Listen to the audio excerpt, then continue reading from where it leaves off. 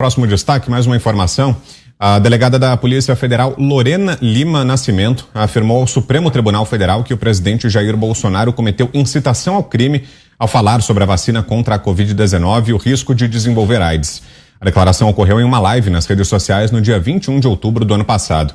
No relatório enviado ao ministro Alexandre de Moraes, a delegada avalia que a conduta de Bolsonaro levou os espectadores da live a descumprir normas sanitárias estabelecidas pelo próprio governo. Dessa forma, Lorena Lima Nascimento pede autorização do STF para indiciar Bolsonaro e o ajudante de ordens do presidente, o tenente-coronel Mauro Cid. O pedido ignora explicações de que o tema tratado na live constava em sites noticiosos.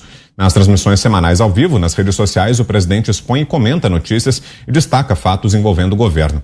Reportagem da revista Exame, do dia 20 de outubro de 2020, trazia o seguinte título: Algumas vacinas contra a Covid-19 podem aumentar o risco de HIV. O texto era baseado em um estudo da respeitada revista científica The Lancet.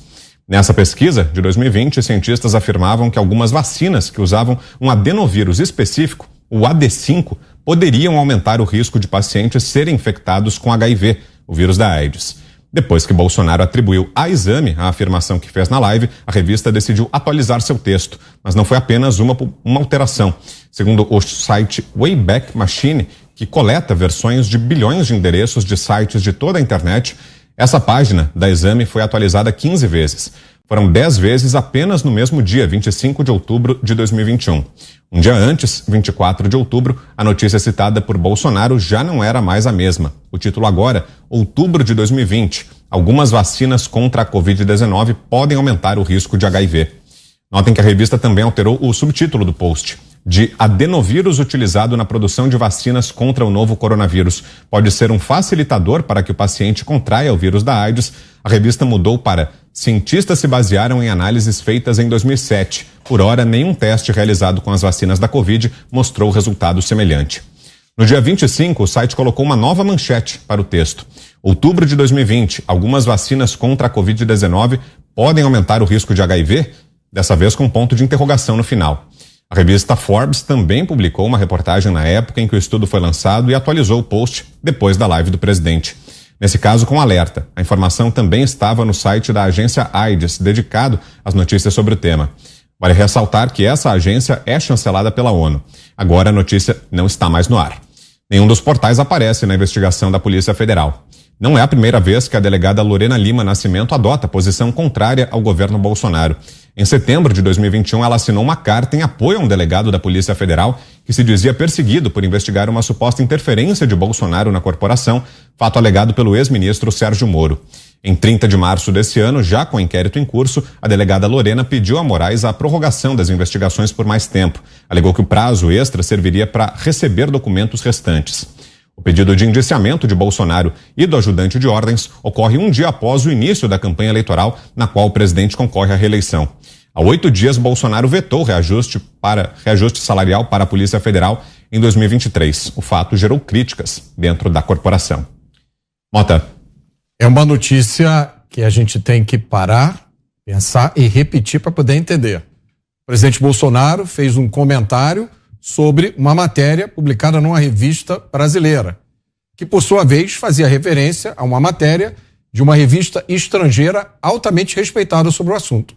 O presidente Bolsonaro, usando seu direito de livre expressão, que teoricamente todos nós temos, fez um comentário sobre aquela matéria. E agora, por causa disso, o presidente é acusado de um crime.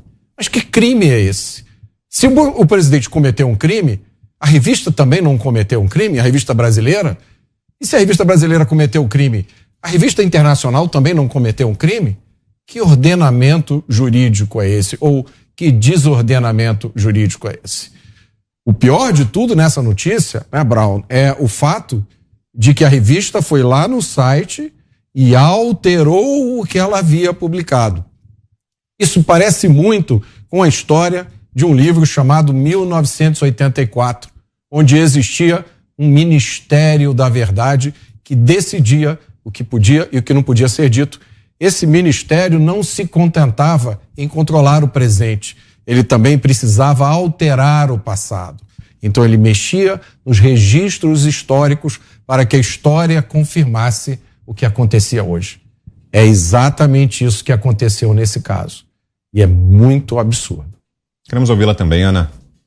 Desespero, né? Um desespero aí da oposição, / consórcio, / judiciário, / haters, porque o presidente, apesar do consórcio ficar 24 horas por dia, 7 dias na semana, tentando puxar o tapete dessa administração, o presidente consegue encontrar um canal orgânico com seus eleitores, onde ele vai, as cidades que ele percorre, inclusive no Nordeste, que seria ali o reduto confortável, né, com o ambiente controlado do petismo, ele leva multidões às ruas. Então é preciso a mais, é preciso dar um passo a mais, é preciso desrespeitar a Constituição, é preciso criar falácias, criar narrativas, porque existe um opositor, né, político, um oponente político que tem uma conexão muito forte com a sua base eleitoral.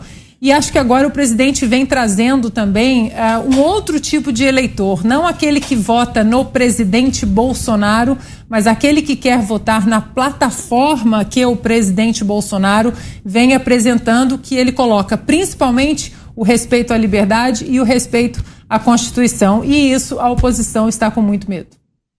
A gente já volta a esse tema. Antes, mais um convite para que você participe da nossa enquete de hoje. A pergunta está lá no site da Jovem Pan. Você apoia a concessão de aeroportos à iniciativa privada, sim ou não? Continue participando em www.jovempan.com.br. Você, Schelp.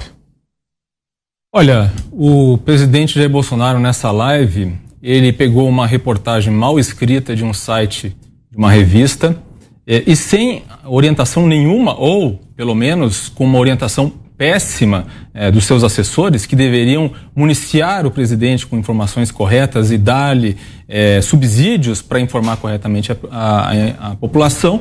Ele afirmou, né, fez ali as insinuações de que a vacina poderia ter alguma relação com um risco maior de contração de HIV. Obviamente, isso era um absurdo, depois se provou que foi uma interpretação absolutamente errada do estudo original que havia embasado aquela reportagem, e era um esforço, né, o que justificava o presidente falar daquilo sem um embasamento, sem recorrer, por exemplo, à assessoria que facilmente poderia ser prestada pelos técnicos do Ministério da Saúde, boicotando, né, o esforço do próprio Ministério da Saúde, que naquele momento, meados de 2021, patinava, mas tentava entrar nos trilhos com a vacinação de Covid-19. Quer dizer, o governo estava gastando milhões na compra de vacina, que estavam sendo aguardadas pela população há meses, e o presidente, enquanto o Ministério preparava ali campanhas, né, de conscientização da população, o presidente fazia uma live que é assistida por milhares de pessoas, colocando dúvida, ou mais que isso, incutindo medo nas pessoas em tomar a vacina que o próprio governo estava promovendo.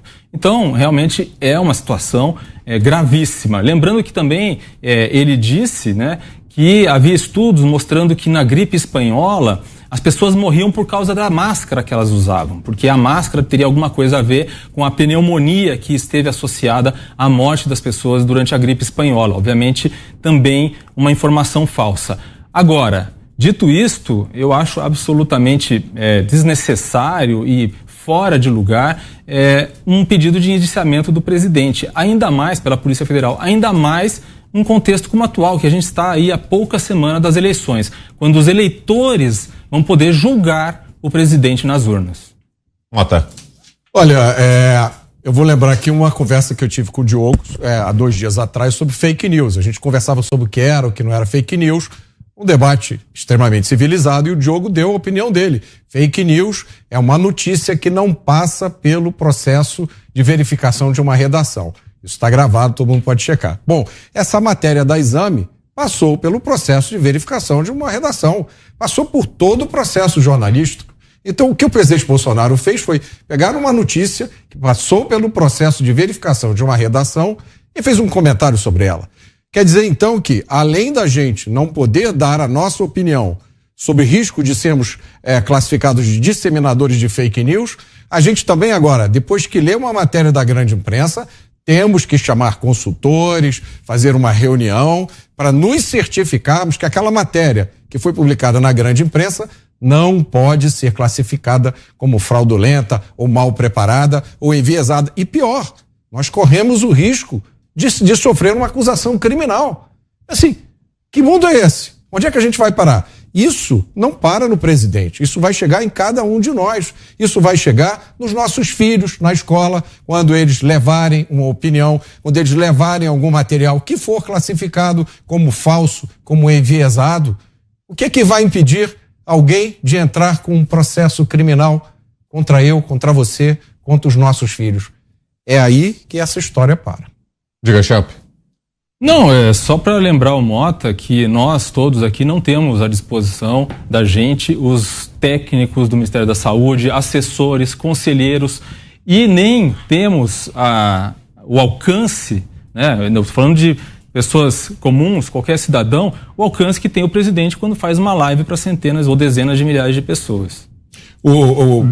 Dá licença, Mota, só eu não tenho esses assessores, se você tem... A Ana quer fazer um complemento também. Ora, mas nós temos as agências de checagem, não é? Nós temos as agências de checagem, elas não checaram uma fake news da grande imprensa. Nós não devemos confiar a nossa vida médica, eleitoral, constitucional às agências de checagem. As agências de checagem não checaram, então... A culpa é de quem? Então quer dizer que a grande imprensa produz fake news, mas aí as agências de checagem não checam. Agora sim, Mota. Não, é um paradoxo sem fim nisso, né? Porque se a gente for aplicar esse mesmo critério para as declarações, a gente podia fazer uma lista enorme aqui de declarações do principal concorrente do presidente Bolsonaro que contrariam a verdade dos fatos, que contrariam a lógica. Até onde eu sei, ele não sofreu nenhum inquérito da Polícia Federal por nenhuma dessas declarações. Então, eu sou a favor da liberdade de expressão. Acho que todo mundo pode dizer o que quiser. Se causar prejuízo a alguém, o Estado de Direito tem o remédio. Hoje você pode ser processado por difamação, calúnia ou injúria. Fora disso, nós saímos do território do Estado de Direito.